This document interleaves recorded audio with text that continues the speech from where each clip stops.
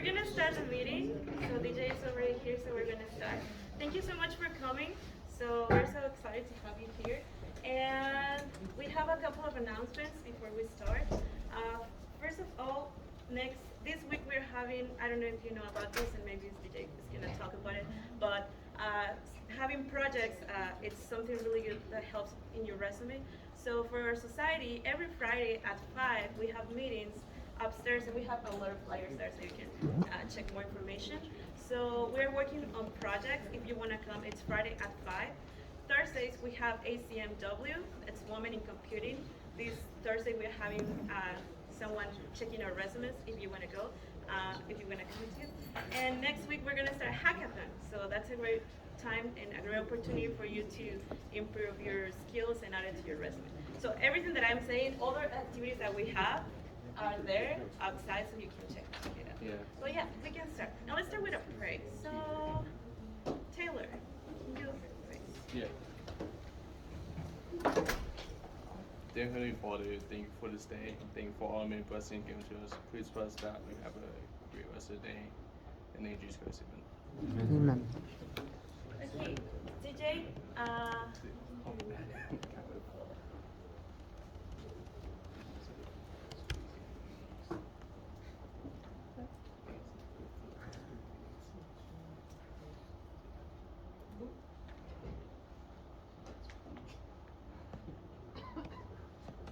Okay. Sorry, I can't really hear very well. Like, I can hear you guys fine, but everything sounds a little jumbled. So just, yeah, if you give me a cue, I can start my presentation, things that I've prepared.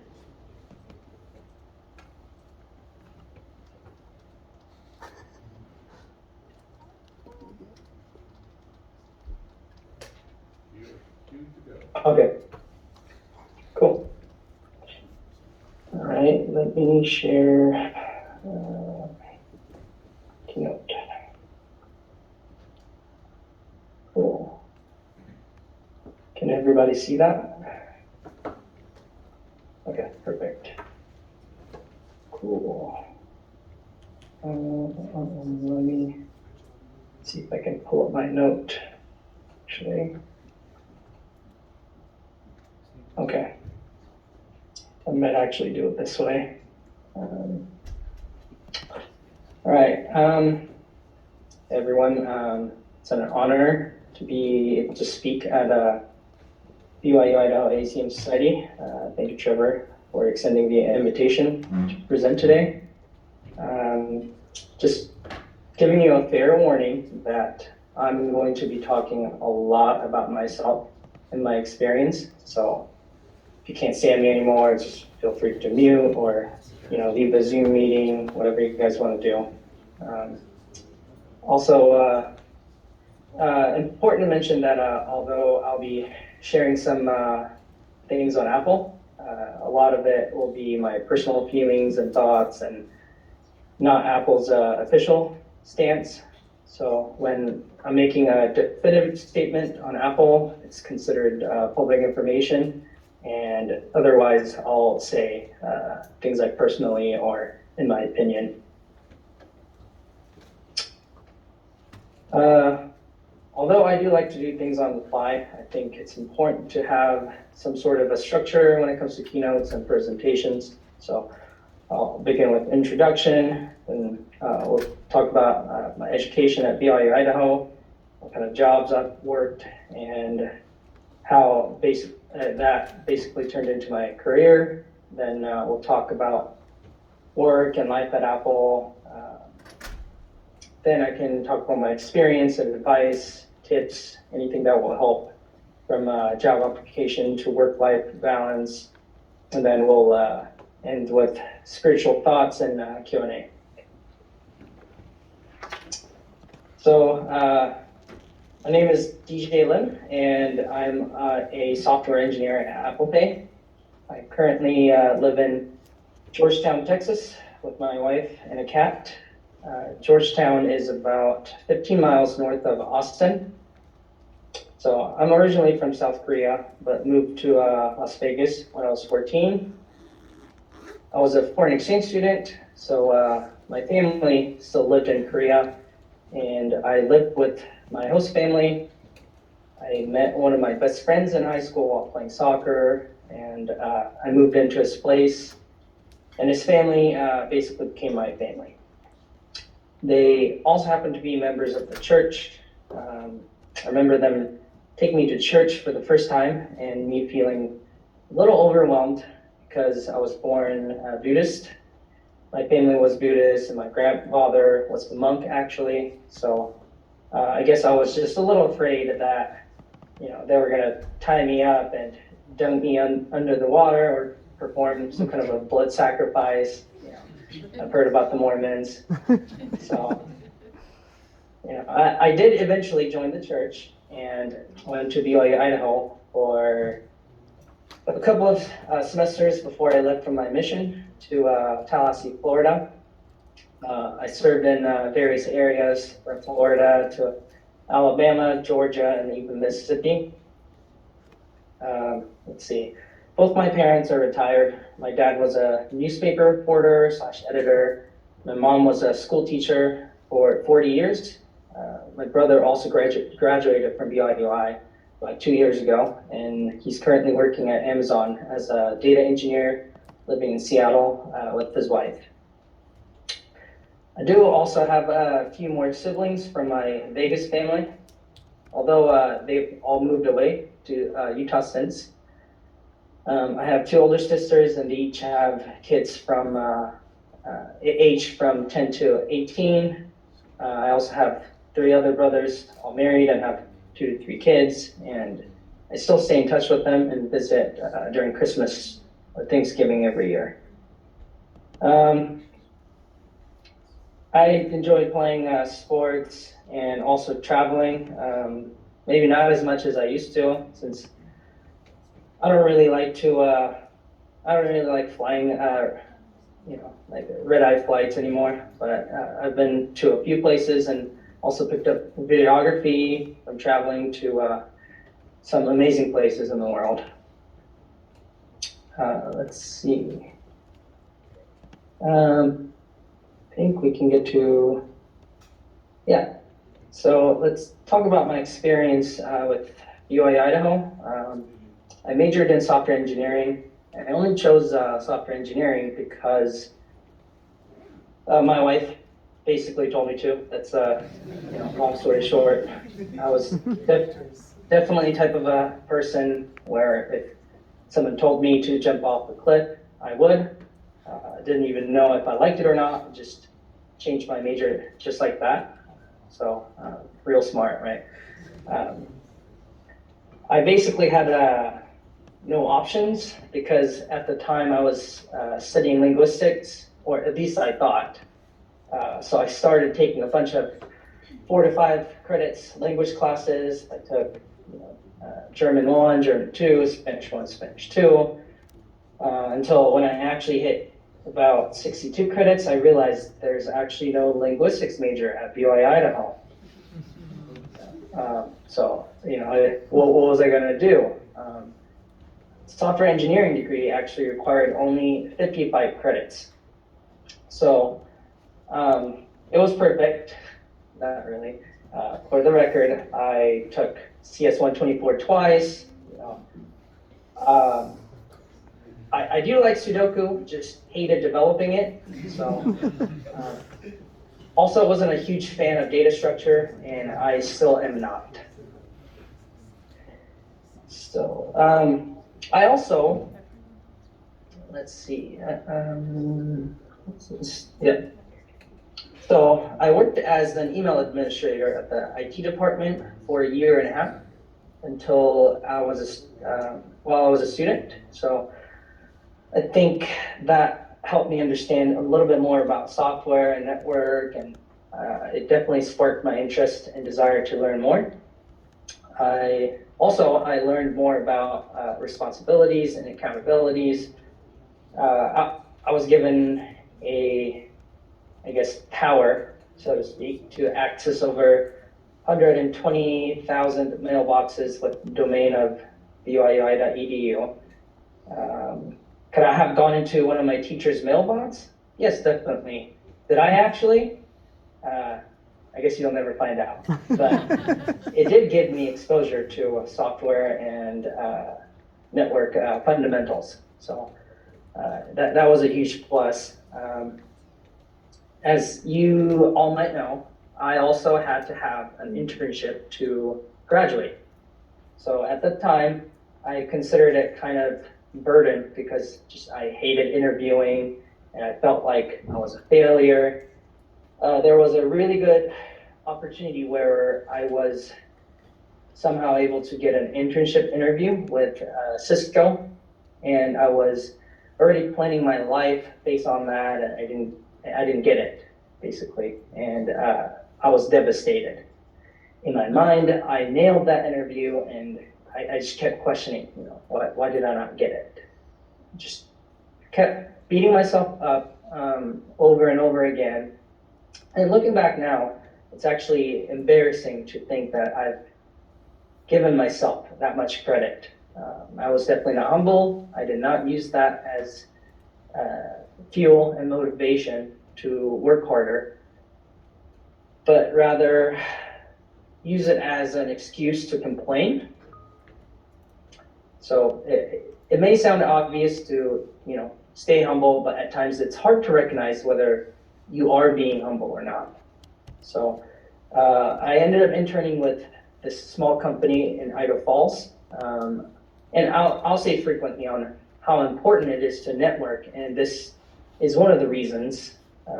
One of my buddy's dad happened to be the VP of engineering at this company, which is why I was able to interview with them at the first place. It was called GovernNet. It's called CurricuNet now, but there were about a total of 12 people working there, including myself. The CEO came down from Arizona once in a while and gave us motivational speeches, which it didn't work really for me half the time.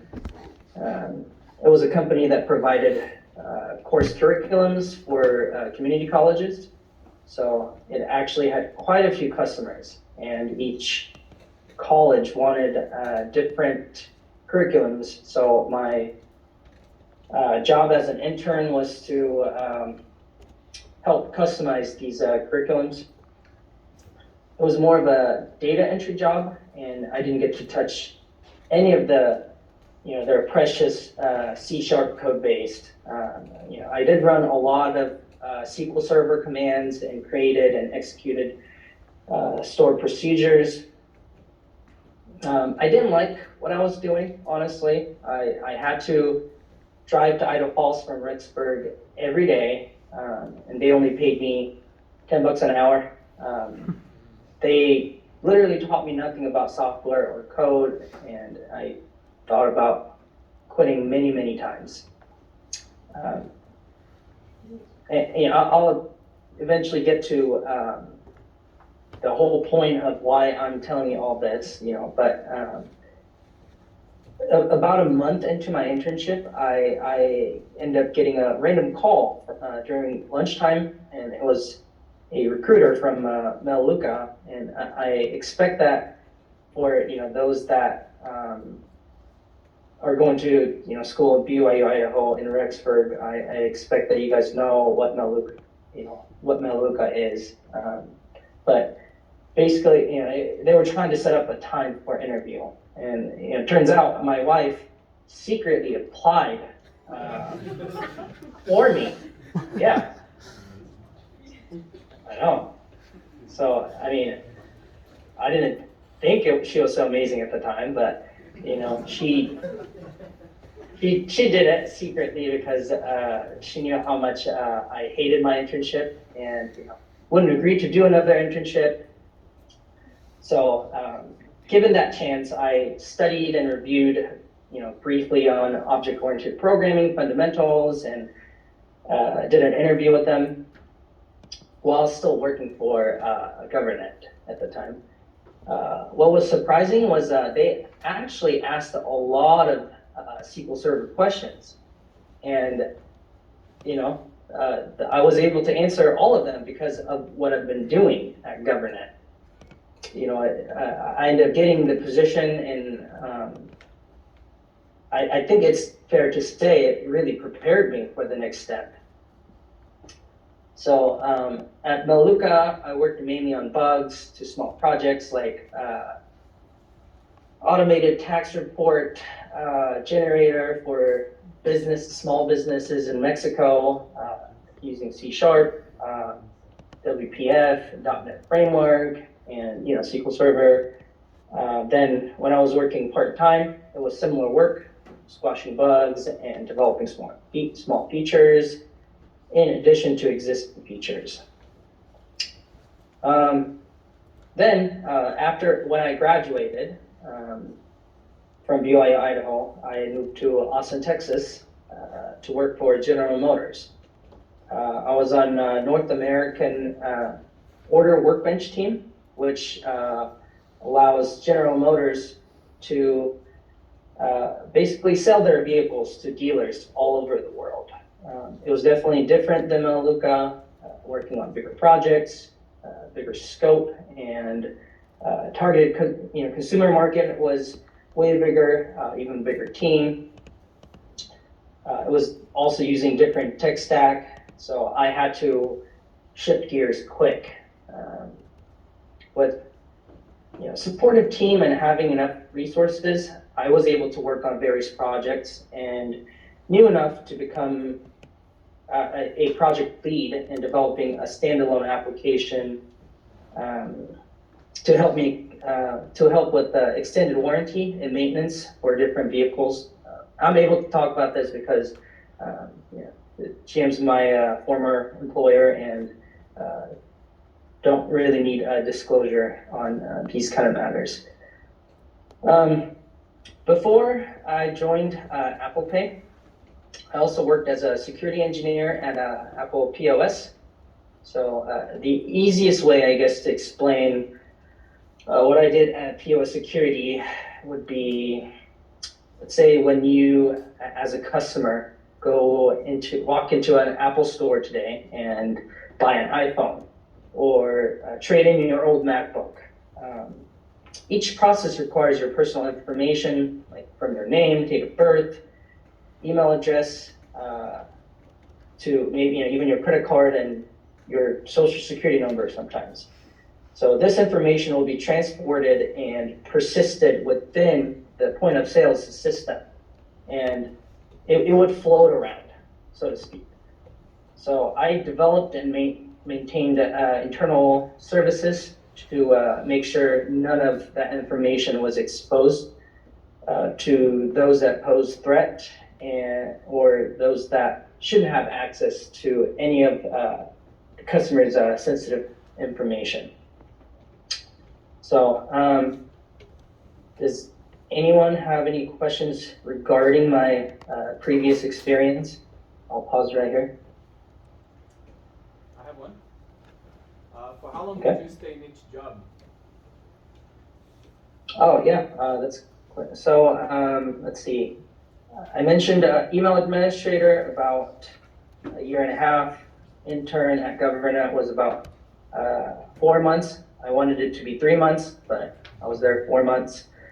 At Melaleuca, internship for 3 months, and then after conversion to part-time, I was there 9 months, so combined a whole year. General Motors, I was there for about a year and 9 months. And then at POS, almost exactly 2 years.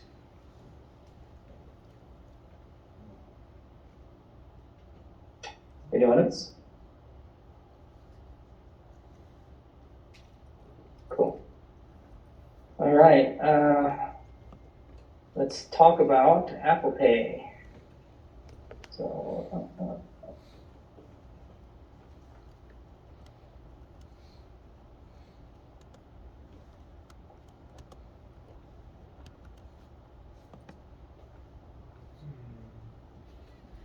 can you guys hear that?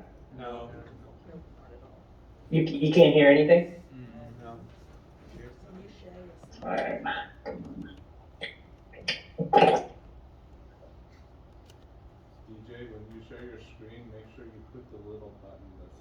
share sound? It's under the view options. With Apple Pay, you can How about now? Yep. Good. Okay, cool.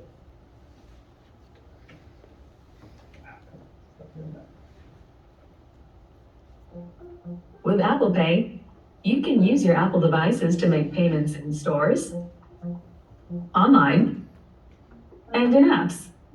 It's easy to use, secure, and private, and limits your contact with physical buttons.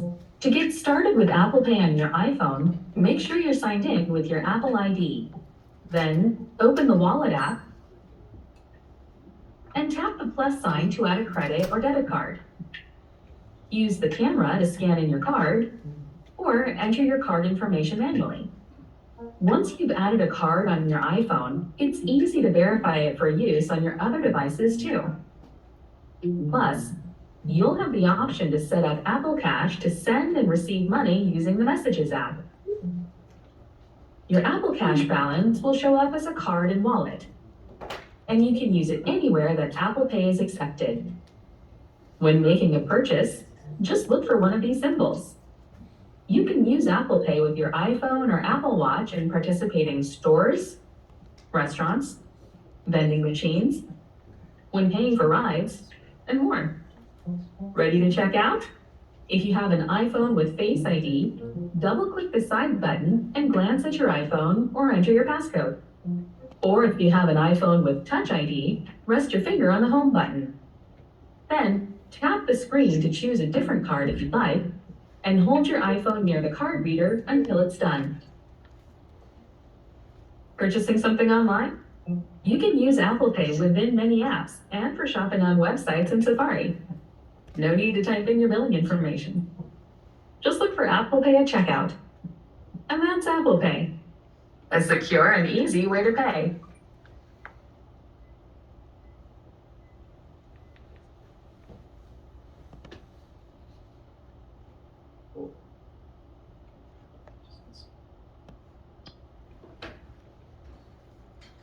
Okay. So I just wanted to show that because I'm sure a lot of you guys know already how Apple Pay works, but those features that you saw from the video, Apple Pay engineers are heavily involved in that, working closely with the partners from day to day to make sure that every process is seamless and it's highly available and that data is consistent. So basically, to recap what was shown there, Apple Pay allows you to pay for things without having to actually carry your credit cards physically. But payment isn't the only option. You can use it for transit or access or even identity. So you can provision and use digital access keys for hotels like Hyatt or theme parks like going to Disney. It's also very global. So if you were to go to Japan, for example, you can use your Suica or Pasmo cards in the Wallet app. And so Apple Pay processes millions and millions of transactions every day. So engineers at Apple Pay develop and upkeep different services to make sure Apple Pay is performing at real time and data is consistent. Apple Pay also deals with a lot of personal data. So everyone works hard to make sure Apple Pay is PCI compliant and users' privacy is respected and kept safe. Did any of you guys watch WWDC this year by chance?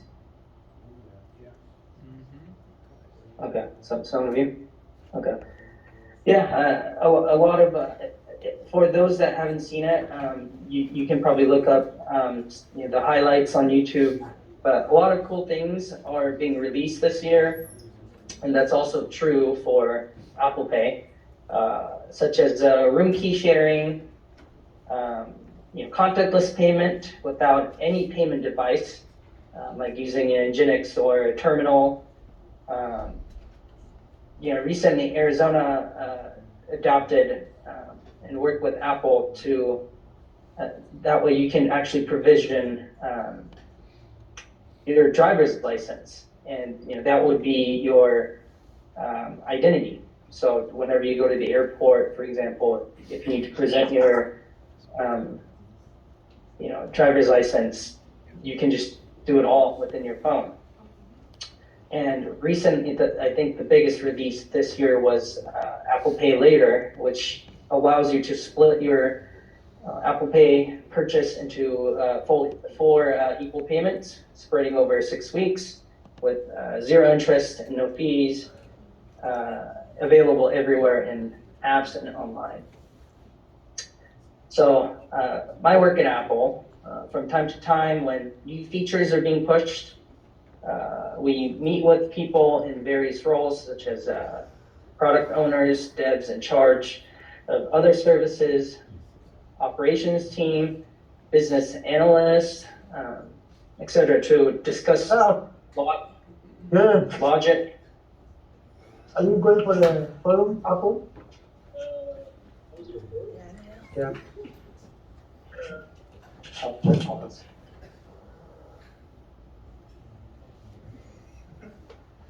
Okay, I'll continue.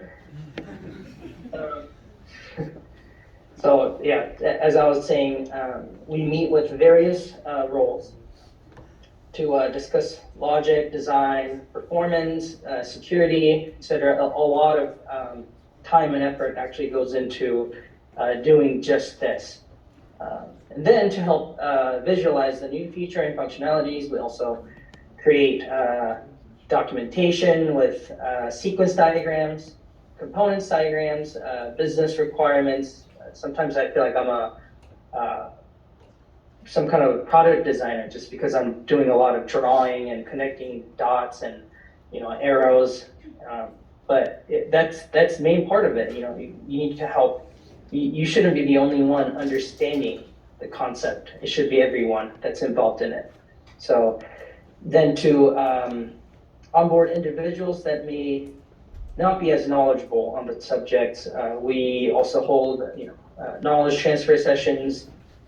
Like I mentioned, it's important that everyone that is responsible for projects knows what they're working on, or at least whatever working with, at least to some degree.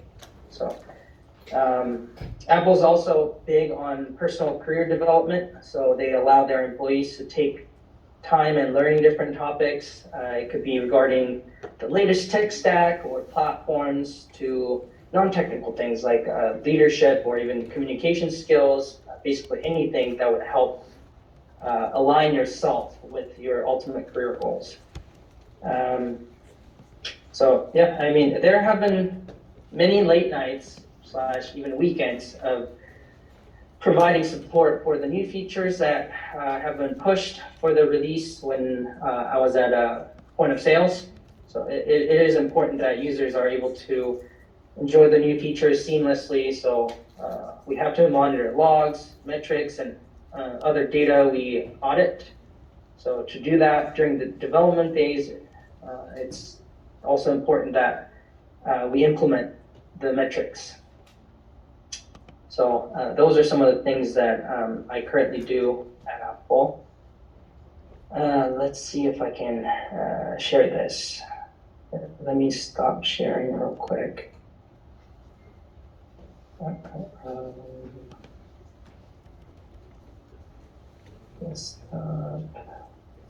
Where's Safari?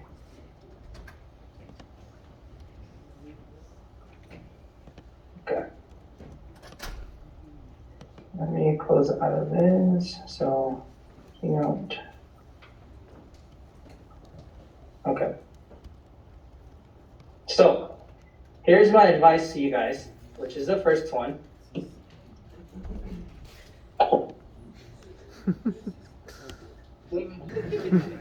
All right, I hope you guys were inspired by that. Let's see, Keynote. Cool, yeah, I mean, sometimes I really don't know where I'm going with this. It means that I don't have any advice for any of you. I really don't have anything, but for some of it, I was able to come up with a few things. So let's see. The first one, there's no such thing as the best path, except the one that you're on, actually. So I see a lot of recent graduates doing this, like, oh man, I applied at Amazon and I haven't heard back from them, or I couldn't get a job at a big tech company, I'm gonna have to default to a smaller company, or even this company's having me do a lot of SaaS projects instead of machine learning or artificial intelligence. I don't really want to. So people feel like they're missing out. And maybe you could be, but I guarantee you, most of the time you're not missing out on anything. You can't predict where you're going to be in 5 years based on your current interest. So what if an awesome opportunity was presented to you at a dream company of yours with great compensation and benefits, fits perfectly with your work-life balance and allows you to switch around roles within the company, but the current job happened to be something else than what you currently want to do? Are you really missing out? You make decisions at the end of the day, and grass always seems greener, but you get what you pay for. I'm just being realistic here. Might as well enjoy what you could, especially in the beginning of your career.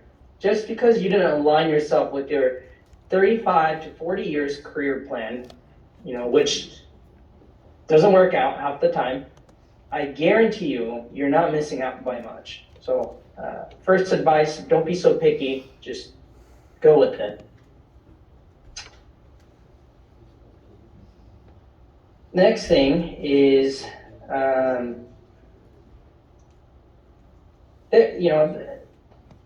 another thing to think about is things that you like versus things that you're good at. So go back to why you chose this field. So I told you why I chose mine. It may be that you crave the freedom of being able to express your creativity in infinite ways. Maybe you want to enjoy a competitive salary and benefits while also doing what you like. So going back to my first advice, there's no set path to your career. If you want to try something new, go ahead. However, really think before you even start making plans. Is it time for me to pursue what I really want to do? What if you want to pursue machine learning, but you happen to be so good at making, SaaS products?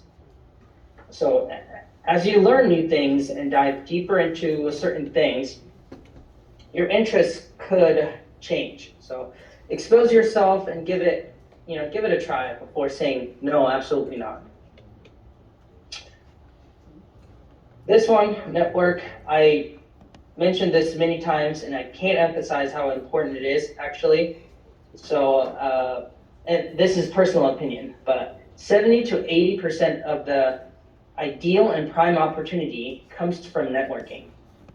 So from time to time, recruiters may send you an email through LinkedIn because you may be a good fit to certain things, but especially at your stage when you're graduating from college or still in college and preparing for an internship / full-time job when you graduate, networking is everything. So if you're looking to get into certain fields or industry, connect with engineers, recruiters, product owners, even entrepreneurs, and chat with them. Don't consider them just connections that can hook me up. Like, don't try to connect with them and say from the get-go, can you help me find an internship or jobs? At the end of the day, they're not defined by their job, but they're human as well. They're just like you. They in order for you to really gain something, you need to provide, something as well. And you may feel that you don't have anything to provide, but that's not true. Everyone's experience is different, and you always have something to offer. And professionals with right mindset, they will always be open for ideas. They may even ask you to work on some of the personal projects. Just chat with them.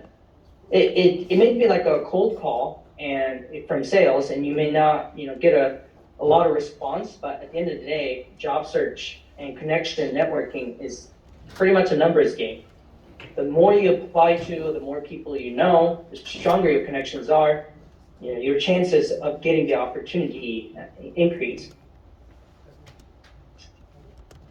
Okay, fact, no cap. Communication is #1 desired skill in engineering. Not distributed systems or understanding well on object-oriented programming. Those are more of fundamental skills and are actually expected from you. But the most desired skill is communication. It is a skill because it takes years and years of real world practice to be good at it. So let's see an example. So I had to build a static library in Swift. My main language is Java, but I had to do it in Swift because it's Apple. And it was for Apple's generic use dealing with cryptography. So then I had to come up with a keynote to present it to some of the influential people in Apple's mobile development. So I prepared the keynote, and it took me 6 weeks. I reviewed and revised over and over again and got feedback from my manager and director at least twice a week. It wasn't about what I thought the presentation should be on, but it was more about, first, why they need this static library and details how it could help them, help the customers, help the developers. You want to be as effective and efficient as possible. So one of the best ways to do that with anything is first by communicating. You not only learn just from doing all this communication, you don't only learn from it yourself, but you also help others understand as well, and that is very important. All right, last item. Prioritize. So I'm going to be a little bit abstract and let you think more on this. It's kind of obvious, but it's also always good to be reminded, in my opinion. So prioritize everything. It might seem like a simple thing to do. I don't know, like P0 production issue versus nice to have feature. It's kind of obvious, right? Your health and your family over work. But I'm telling you, there will be struggles and conflicts in your career where you have to decide for yourself what is the right move for you. So by prioritizing and living by that, you should be able to make decisions faster and easier. That's all I'm going to say. Like I said, I'm going to be a little bit more abstract. Just think about this. So in closing, I just want to share with you, all of you, that without Heavenly Father, I couldn't be where I am now. And I know it sounds very cliche, but there is a reason it's cliche, because it is true. God lives, and He loves and cares about all of us. He hears our prayers, and you may ask it before an interview, like I did at times. God, please help me nail this interview. Make me so desirable that they will offer me 6-figure salary plus bonus and benefits. Stock options would be very nice as well. And when you don't get that, it's very easy to get discouraged and turn away from God. So when that happens, I say, when I say when because at least once in your lifetime, it happens. Just being realistic here, but when that does happen, I ask that you have faith. Don't be discouraged. If you've truly done your best, it's not because you're not enough, but it's because Heavenly Father has other plans for you. It just wasn't a good fit for you. Plans that are much better than the ones you've made for yourself is what Heavenly Father has for you. So prioritize and always put Him first. I promise you the rest will come. And I share these things with you in the name of Jesus Christ. Amen. Amen. Cool. So, any questions regarding what I talked about? I have some questions that I've taken. I have asked Trevor to share, and I can go over these, but any questions regarding what I just spoke about? I have one. Sure. What has been the hardest part of your career being a software engineer? Because I know that each career has its struggles. And I often wonder how difficult it can be to have a good work-life balance, dealing with stress because of projects and deadlines and all the pressure that we have in computer science. So how do you deal with that? Yeah, that's a great question. Let's see, I'll give you a short answer first. Change to a different job. I'm just kidding. No, don't do that.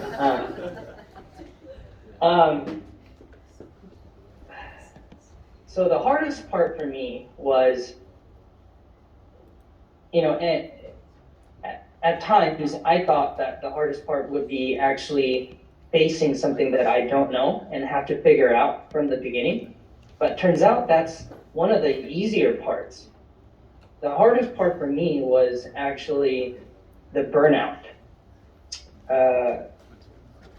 When I was at point of sales, and I'm not saying that this is the same for every organization and team at Apple, but when I was at point of sales security team, we lacked resources.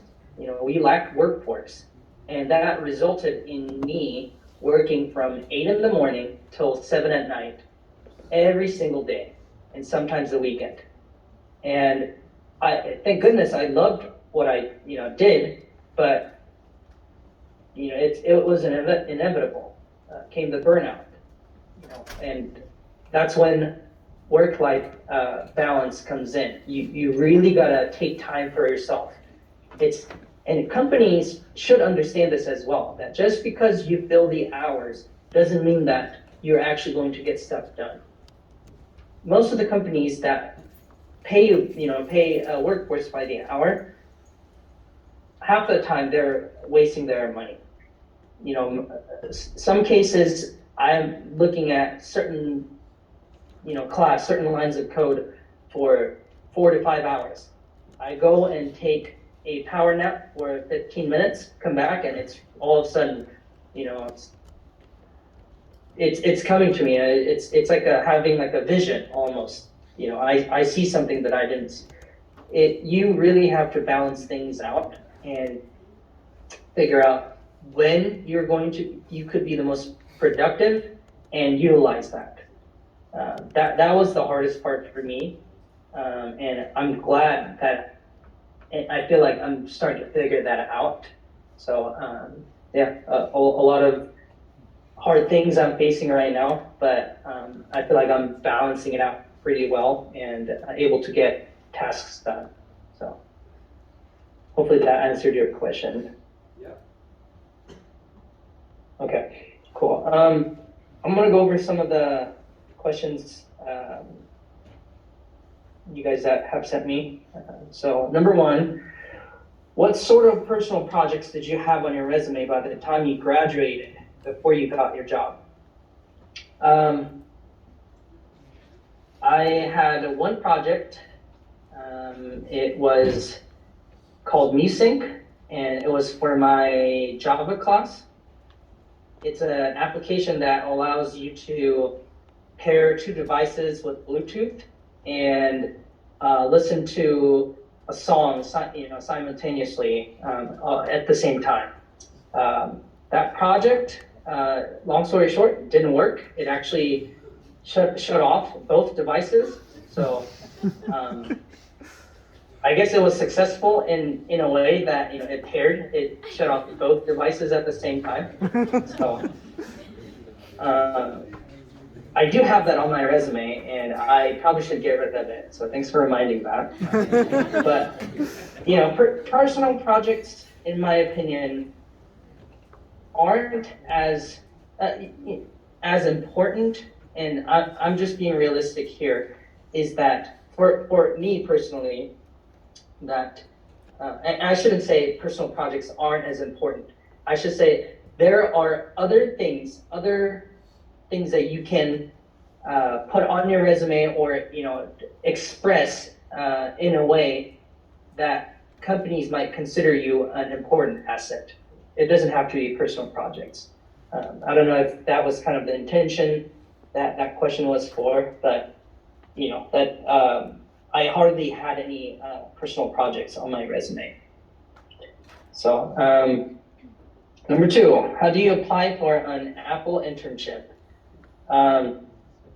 Apple Careers has the student section, and you can go apply there. I don't know what else to tell you because I've never interned at Apple, and I actually have never ever worked with Apple intern before. They hardly come by. So when it comes to internships, I don't know much about that at Apple. What's the culture like at Apple? It's very fast-paced, so there could be a lot of requirements, a lot of work, but at the same time, it's really chill. Sometimes I would roll into the office. Right now, with the COVID and stuff, I take my time and sometimes go into the office. Most of the time, work from home. But when I do go into the office, I roll in at like 9:30, sometimes 10 o'clock. We have a campus here in Austin, so sometimes I'll go and grab breakfast at a cafeteria, and then just work until lunchtime. Go have lunch. Have friends visit our campus, and then they'll have on-site gym. So I'll go and hit the gym, if I have time, and then go home at like 4. I want to beat the traffic, and then once I get home, I'll open my laptop and see if there's anything that I didn't get to finish. It depends on teams, but for me, it's more about your productivity. Did you get your stuff done? They understand that we're all adults, and we don't need someone, watching over your shoulder constantly. Let's see. Number 4, did you feel the college prepared for the workforce in the real world?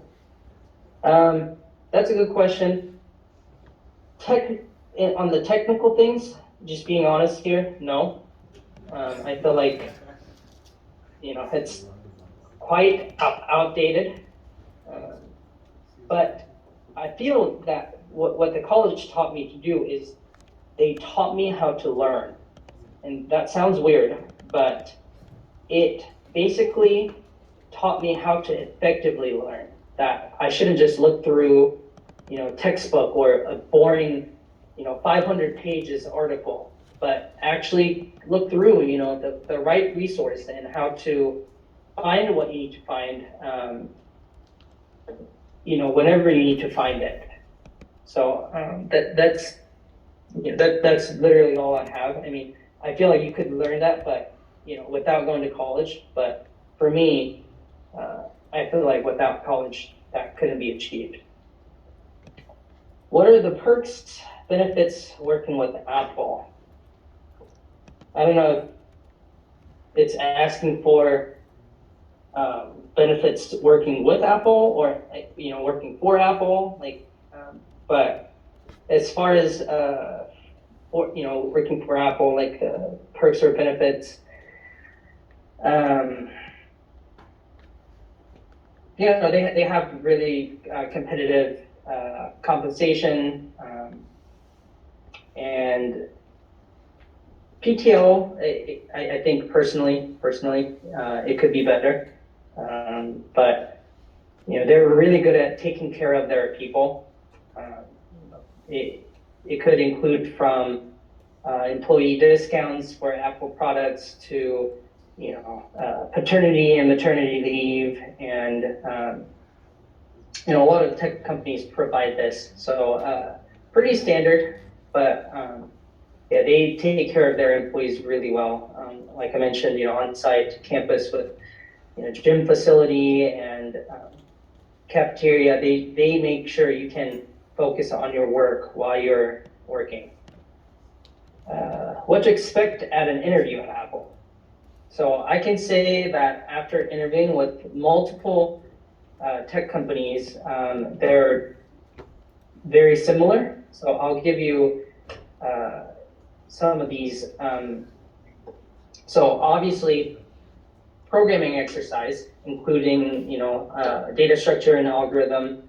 A lot of the time, how I practice it is some of the things I try to understand, but some of the other things that I don't quite understand as to how they work, I try to memorize them. And then as I start memorizing and looking through it more and more and more and practicing, I start to understand them. So programming exercise, and everyone knows that happens in their interview. Some of the other things that you can actually practice and start looking into, although you may not be asked right after you graduate, is system design interview. So they'll ask questions like, they'll just throw in a question at you, like, oh, can you right now design an Instagram, or design Uber, Amazon Go store? These are some of the questions that I actually faced and had to do it right then and there. And watch YouTube videos on system design, preparing for system design interviews. It will lay it down from beginning to the end on how it should be done and what interviewers are expecting from this kind of interview. It's very insightful, and it's real world. I mean, that's how we do it. When we are actually designing some sort of system, like whether it's microservice architecture or distributed system, whatever it might be. Along with that, there could be things like integration, like working with existing system, building an API off of some existing open source project, to bug squashing. So you have to know how to debug, and what kind of they see it, what kind of approaches you take. So these are some of the things you can expect at an interview, not just at Apple, but with any other tech companies. Number 7, do you think LinkedIn assessments and certificates matter to recruiters? I don't think so, honestly. That's for me.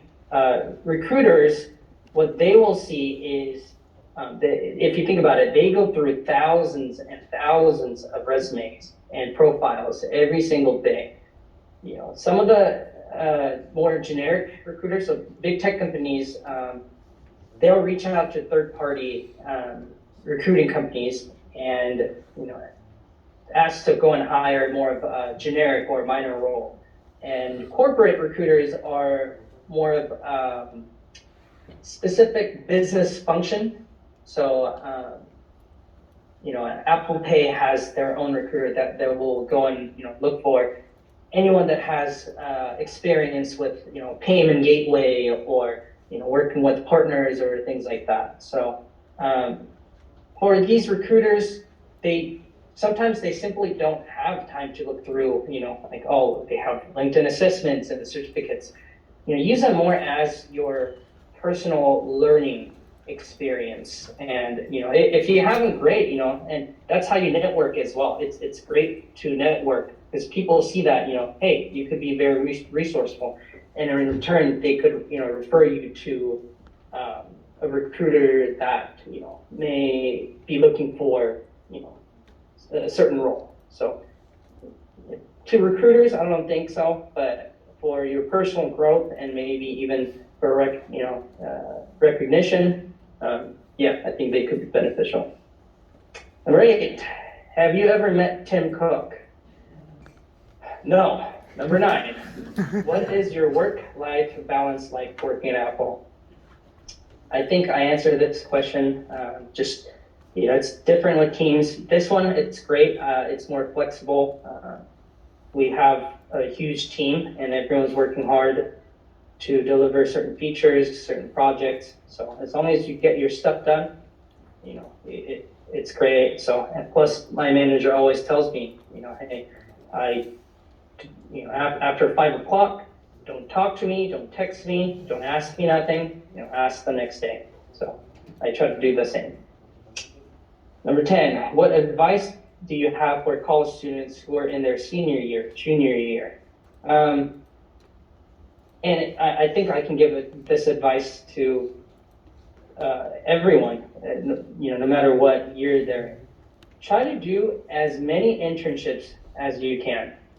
The reason I'm saying that is, and BYU Idaho is great in a way that you have like 3 semesters, a year, and you could be off track 1 semester.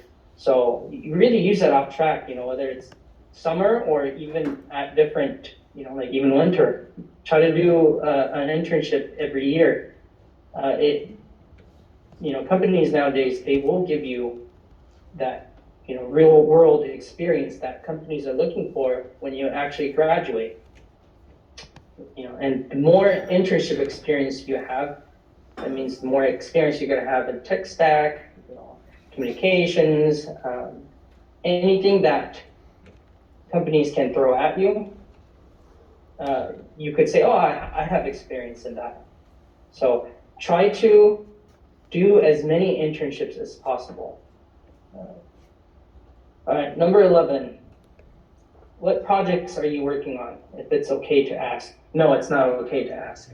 I'll tell you a couple of things. And it's going to be very generic, is basically working with partners. So our partners would be considered anything, from payment. So anything from MasterCard, Visa, American Express, Discover, to we talked about hotels like Access, like Hyatt, or Disney. So working with these partners,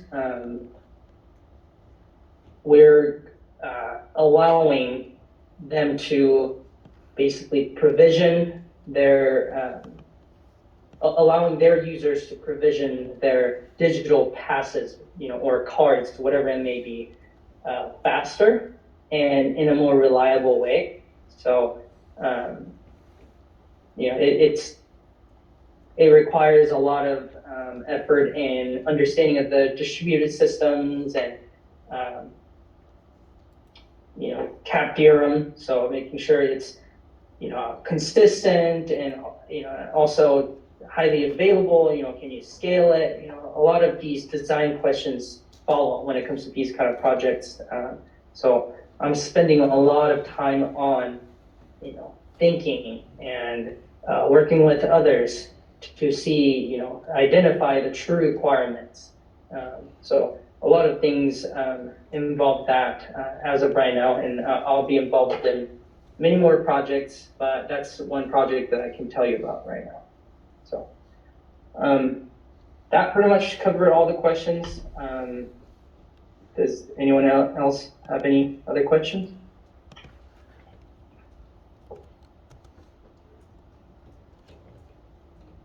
Cool. Awesome. Well, thanks for having me. I'll give it back to you, Leslie.